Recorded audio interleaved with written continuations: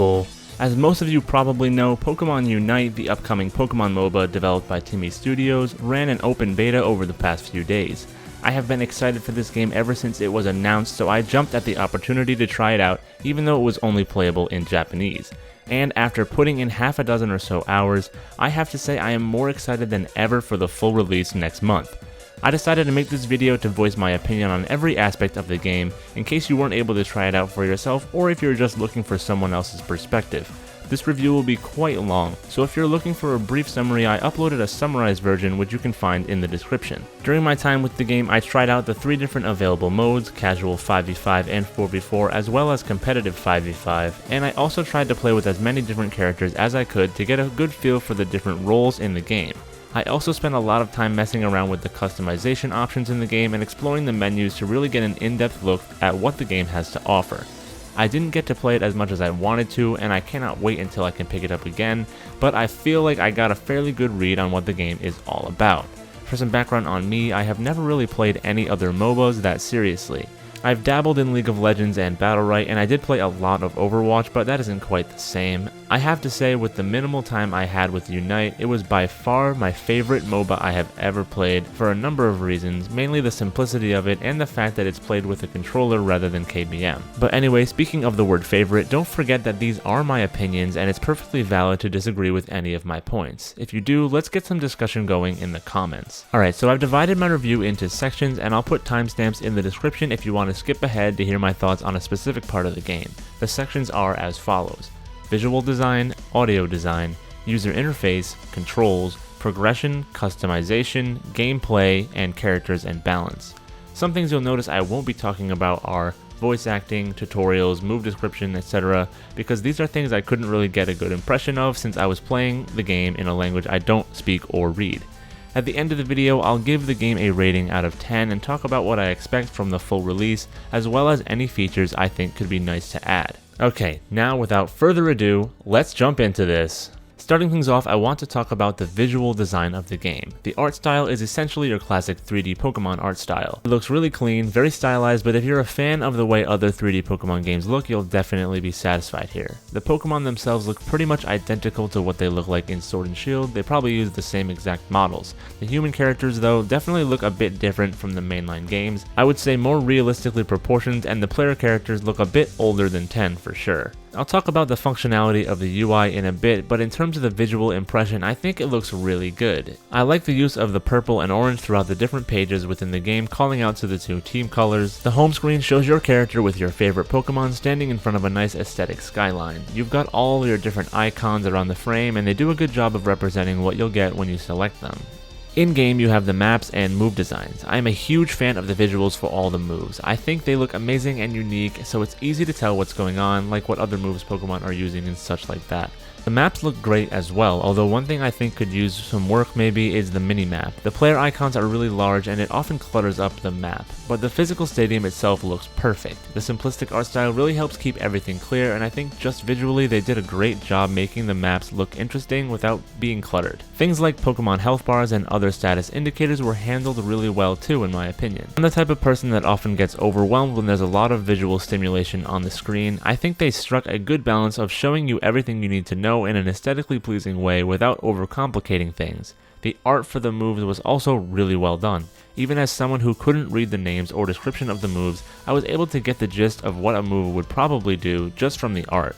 Overall, I dig the style of the games a lot, which isn't surprising coming from a Pokemon fan, but props to the art director and designers. This is one of the standout positives from the game for sure. In terms of animations, I think Timmy did an excellent job. The movement animations, attack aim indicators, and ability animations in general are honestly perfect. I can't think of anything bad to say here. Every playable Pokemon feels really soulful and lifelike in the way they walk and fly and the way they move when they're attacking. It's not on the level of something like Pokken, I don't think, but even still it feels really good to play as these Pokemon and move around freely using attacks and stuff, and that's all thanks to those animations. I also love that each individual Pokemon has their own unique goal scoring animation. I get that this was pretty much a necessity, but I think they did a great job keeping the personality of the Pokemon incorporated into even something like this. The one thing I did find a little strange in regards to animations was when you launch yourself across the map, either from spawn or using one of the Diglett pads, your Pokemon just kind of stands still in midair and lands without showing any sign of impact. I think it's fine as is because it's kind of an inconsequential thing, but it was a little bit awkward to see my Ninetales spring into the air and come crashing down while just continuing its idle animation.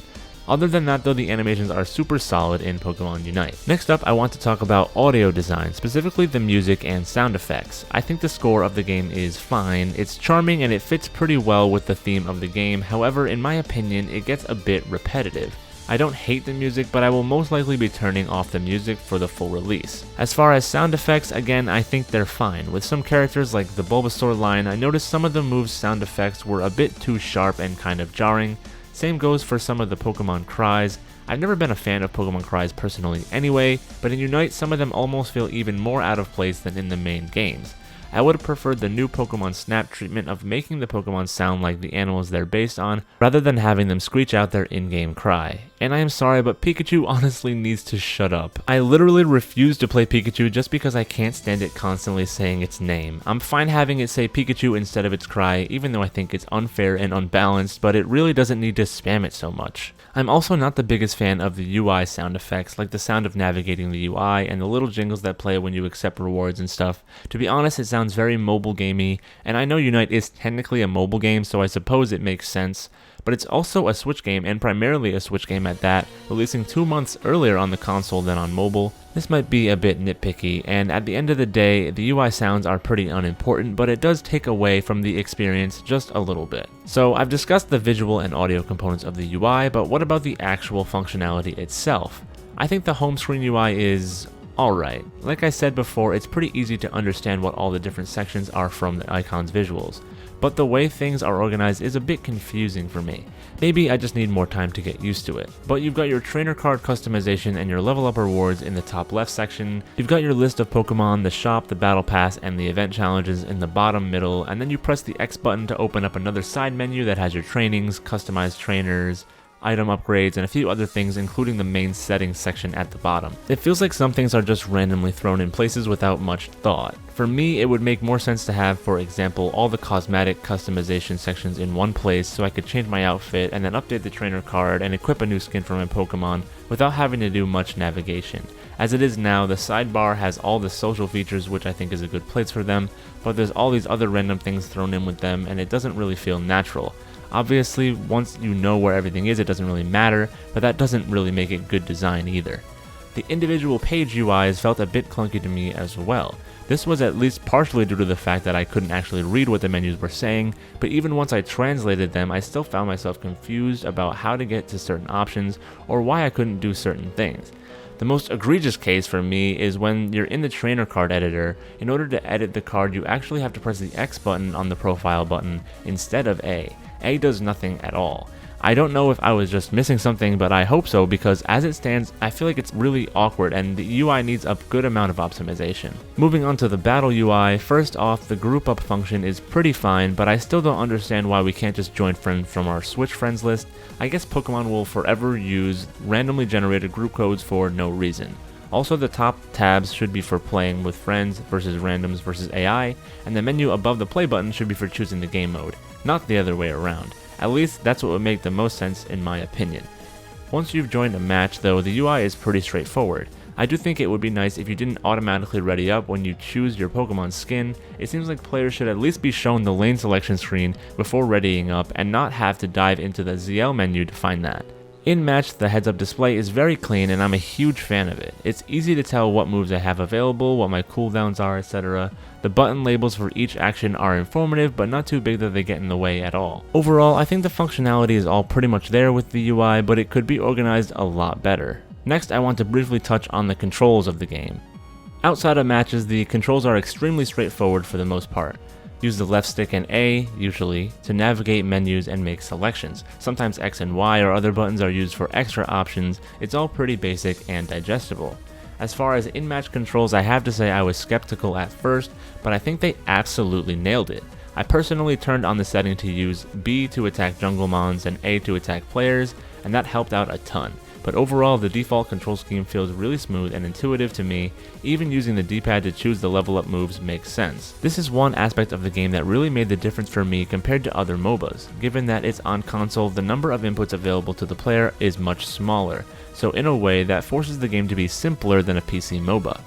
Plus, I personally hate click-to-move in any game, and click-to-move is a staple of the genre, and honestly the main reason I haven't been able to get into any other MOBAs. So the controls being so solid really pushed me over the edge, I think, in terms of falling in love with Pokemon Unite. Okay, moving on from the developy side of things, we come to progression.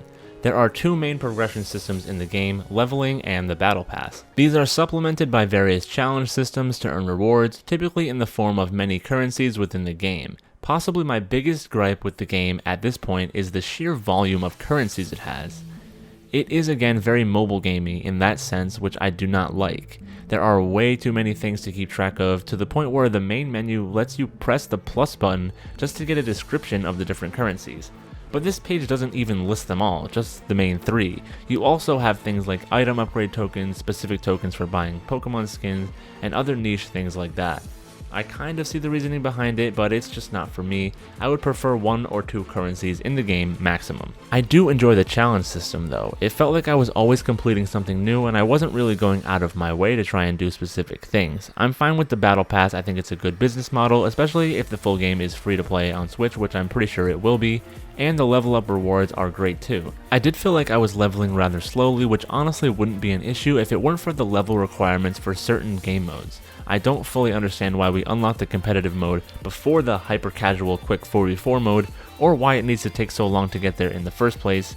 Also, not having battle items, a pretty core part of the game until level 4, was a huge annoyance, and I never even got to the point where I could use a third held item either. I can understand if you would be maybe stuck with the basic 3 held items and 1 battle item until you reached a certain level, but to not have access to them at all made it feel like I was at an unfair disadvantage versus those who had been playing longer. So I would hope for either faster leveling or unlocking things at earlier levels. The item upgrading system provides a good feeling of progression, but again it just means those who have been playing longer are at an advantage. I do however like that you unlock new Pokemon and items just by leveling up, and that you don't have to buy the Battle Pass to get any exclusive Pokemon or something like that. Definitely hope that they don't do any pay to win stuff like that. The loot box system was nice. I definitely think it could go a little faster, but it's probably fine as is. These, along with the limited time challenges, provided a good way to get currencies and cosmetic items, but didn't provide any competitive advantage, which is really positive. Overall, I think the progression in the game is a little slow and maybe benefits players who have been playing longer a bit too much. Next up is the customization in the game. You can customize your player character when you first create them. It's minimal customization to start, typical of any Pokemon game. I wish there were more options here, but it could be worse. After that, you can customize your character's outfit in different parts like tops, bottoms, shoes, gloves, etc. Some of the headgear options include different hairstyles, which I thought was interesting, and there are some pre-made outfits that combine multiple pieces, which is pretty cool. You can also customize your trainer card using the actual 3D model of your character and keep it updated with your current outfit. You can add some stickers on the card as well, but they're pretty basic, and also I could not figure out how to resize them, if you even can. You can also only put 1 Pokemon sticker on at a time, which I was a little disappointed about, but it was nice to be able to choose different poses for your character and things like that. The most important customization option is of course the Pokemon skins. Right now, some of the Pokemon have what seem to be summer-themed skins with things like snorkels and floaties. I think this is absolutely incredible, as customizing the appearance of Pokemon is something we've never really gotten in any previous game. It adds a lot of character to them, and each skin also comes with a unique piece of art on the battle loading screen, which makes it feel that much more special.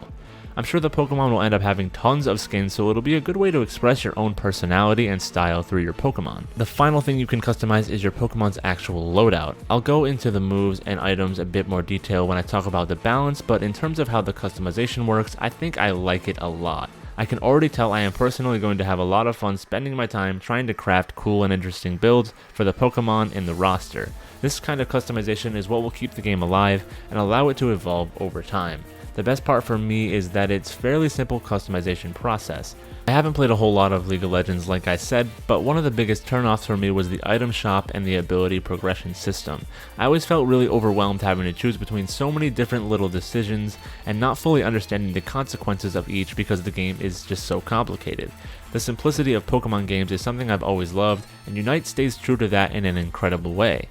Overall, I think the customization in the game is one of the strongest points, and it will only continue to get better with time.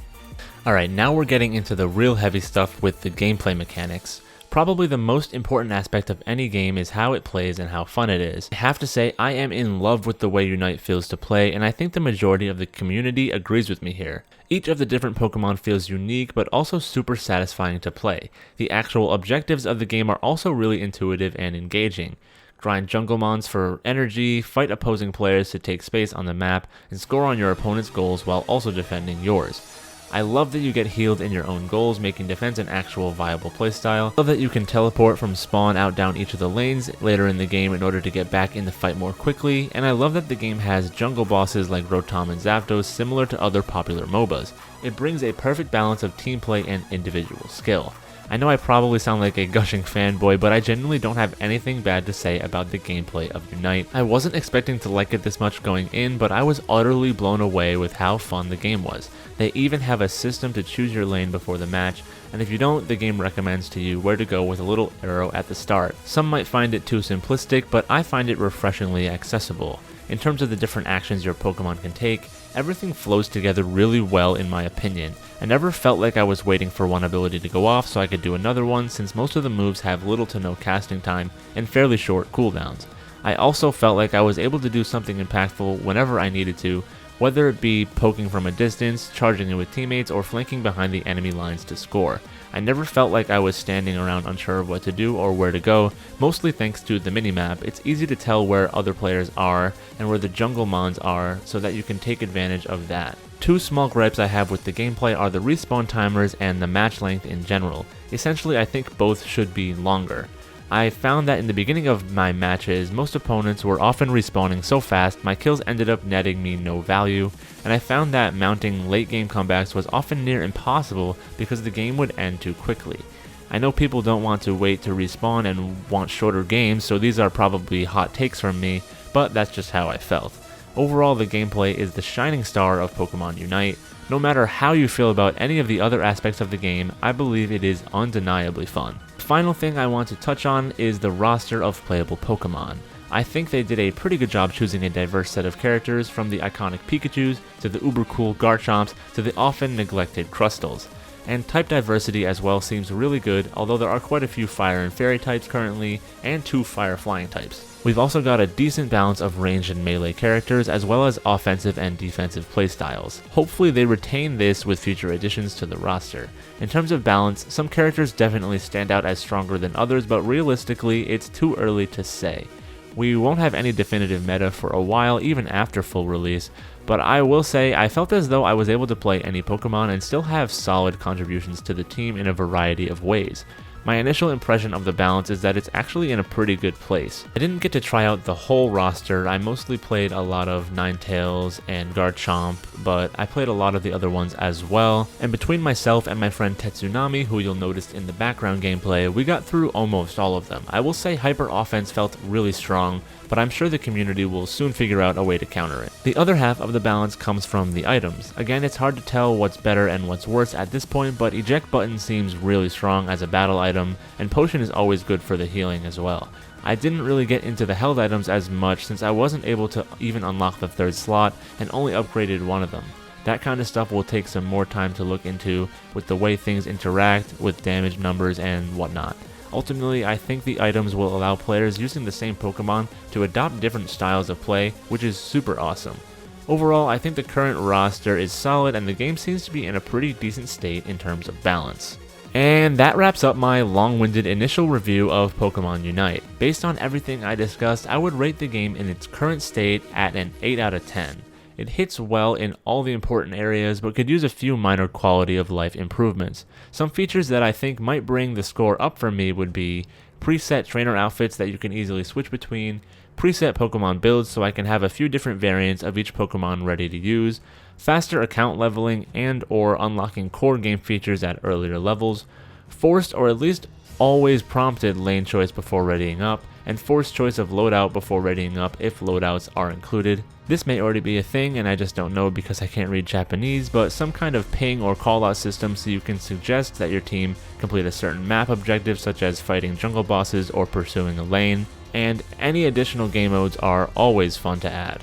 That wraps up my review for Pokemon Unite. If you disagree with anything I said, or if you're just looking to start up a conversation about the game, drop a comment below. I'm incredibly hyped for this game, and I would love to talk further about my thoughts and hear what all of you guys think of the game as well, whether you played it or not.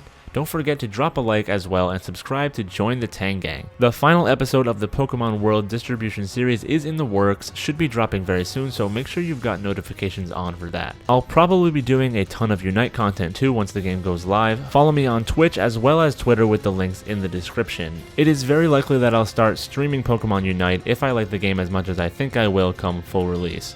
Anyway, that's all I've got for today, so until we meet again, later people!